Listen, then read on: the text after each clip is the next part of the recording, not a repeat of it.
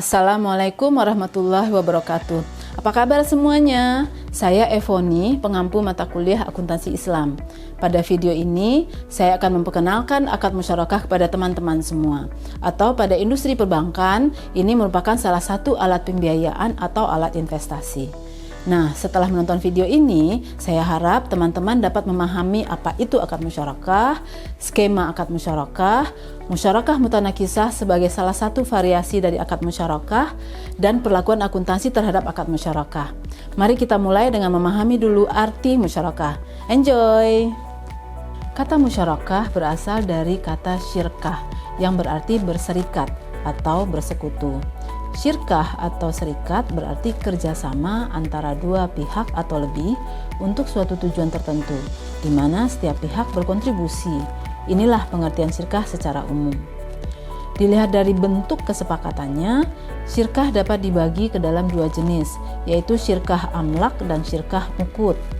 Syirkah amlak adalah suatu bentuk kerjasama yang bukan karena suatu perjanjian, tetapi terjadi secara alami dan bukan berbagi kepemilikan.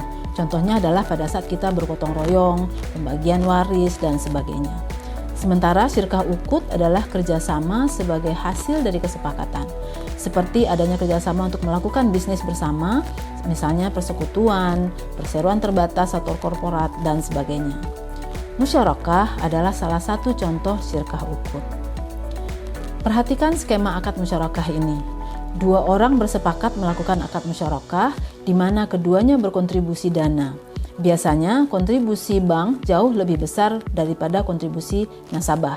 Ini apabila kita memakai contoh bank untuk akad musyarakah. Katakanlah 80% bank dan 20% nasabah. Kemudian dana yang ada digunakan untuk melakukan kegiatan usaha sebagai kesepakatan para syari. Hasil usaha atau laba yang diperoleh dibagi hasilkan antara syari. Dalam hal ini adalah nasabah dan bank sesuai kesepakatan. Pada musyarakah dasar, usaha tersebut bisa saja berlangsung seterusnya dengan pembagian keuntungan selama usaha berjalan.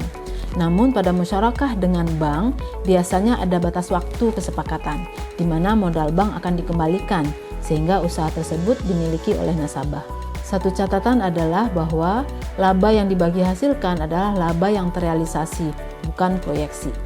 Selanjutnya adalah akad musyarakah mutanakisah. Akad musyarakah mutanakisah adalah variasi dari akad musyarakah. Jadi transaksi dasarnya adalah musyarakah. Perbedaannya adalah bahwa akad musyarakah mutanakisah disertai dengan adanya janji dari salah satu pihak, yaitu dalam hal ini nasabah, untuk membeli kepemilikan syari lainnya secara bertahap. Pada praktik perbankan, pihak nasabah biasanya membeli kepemilikan bank secara bertahap. Besarnya sedemikian rupa sehingga kepemilikan habis dan dimiliki sepenuhnya oleh nasabah.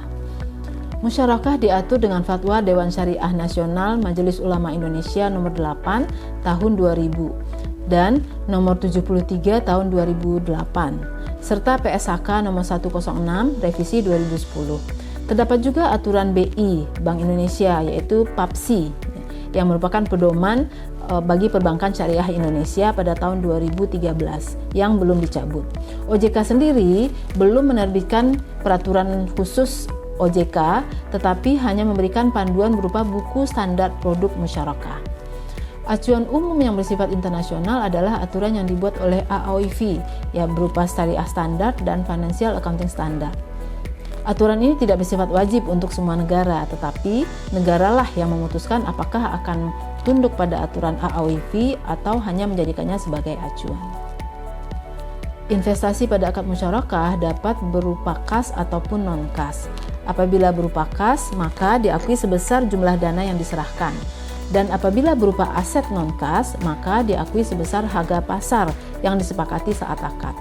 Aset yang diserahkan akan diakui sebagai investasi musyarakah atau pada perbankan akan diakui sebagai pembiayaan musyarakah.